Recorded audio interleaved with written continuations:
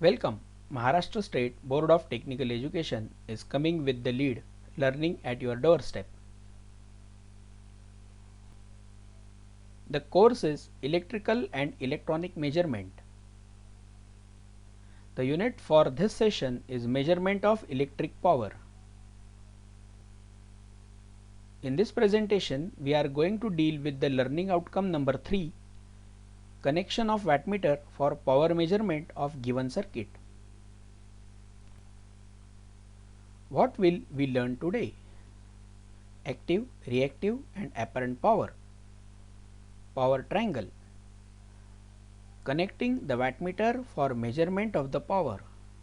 Errors and their compensation for measurement of power by wattmeter. The key takeaways are formula for active and reactive power, errors in the wattmeter. Learners, please pause the presentation and go through the concept map. In electrical circuits, various types of loads like resistance, inductor and capacitors are present. Water heaters and geysers used in residential applications or filament lamps used in automobiles are the example of resistive type load. Most of the industrial loads like motors, pump, fan, etc. are inductive in nature.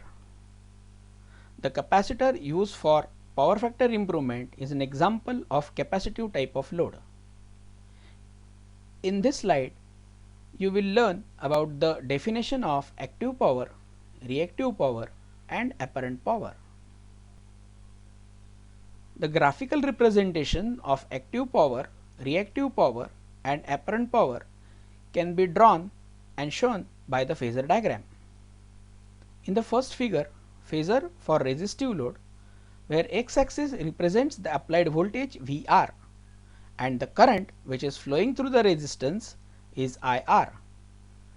Both the phasors lies on the same x-axis, that means they have 0 degree of phase angle.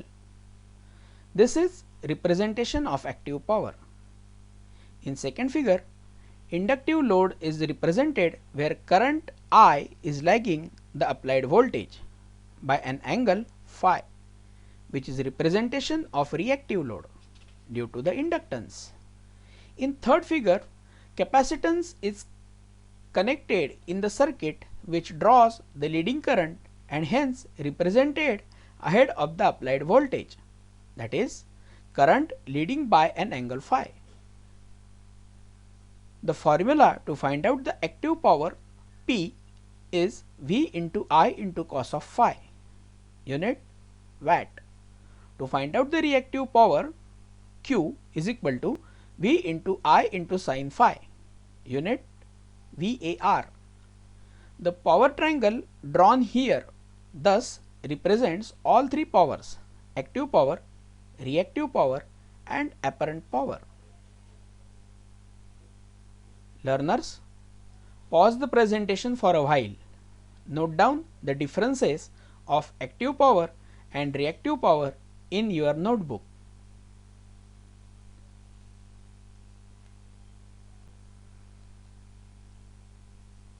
We are familiar with the connection of wattmeter for measurement of power as seen in previous presentations.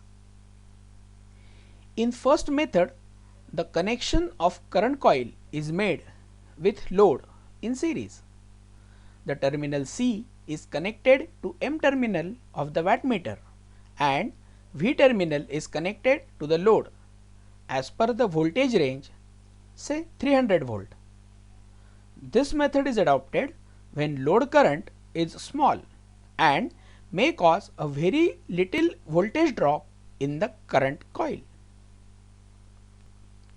But in second case, when current drawn by the load is very high, the C terminal of the pressure coil is connected to the L terminal of the wattmeter instead of M, and thus compensating coil is also connected in series with the voltage or pressure coil.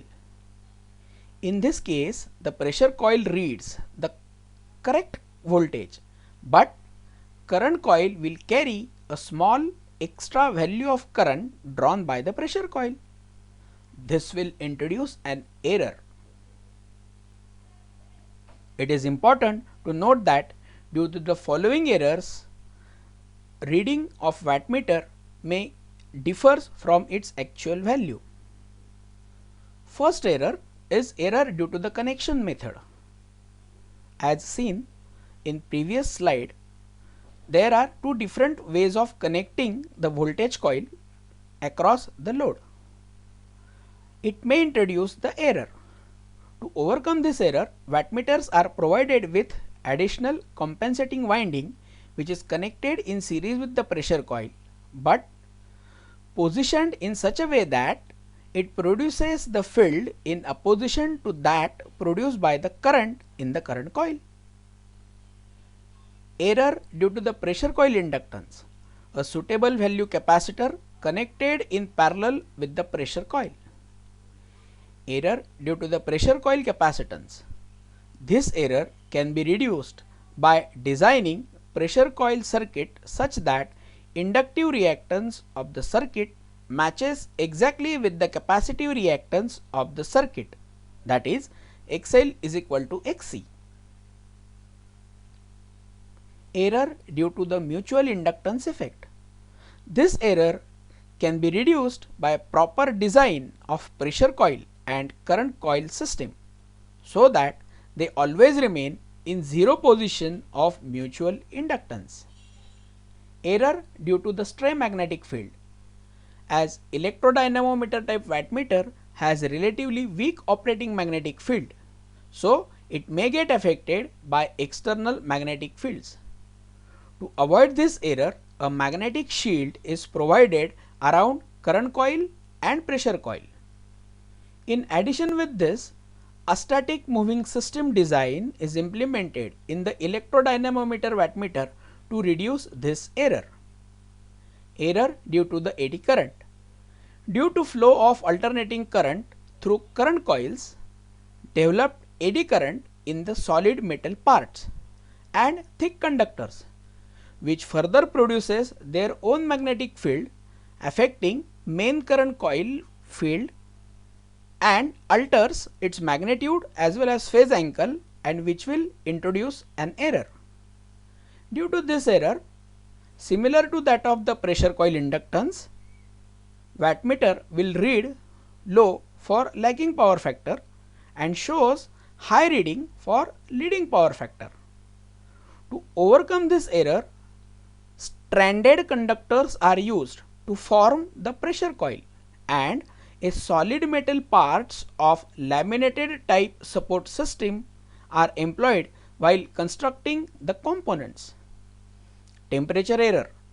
This error is due to the drastic change in the surrounding temperature. Hence, it is advised that the measurement may be done in the controlled environment with necessary arrangements. Error due to the vibration of moving system. The vibrations are avoided by designing the instrument in such a way that the natural frequency of the moving system is very much away from the twice the frequency of the system on which the wattmeter is intended to be used. Error due to the friction. The weight of the moving system be reduced to minimum possible value by selecting the lighter material in weight for construction of the component. Learners, again pause the presentation, note down these questions in your notebook and solve the quiz.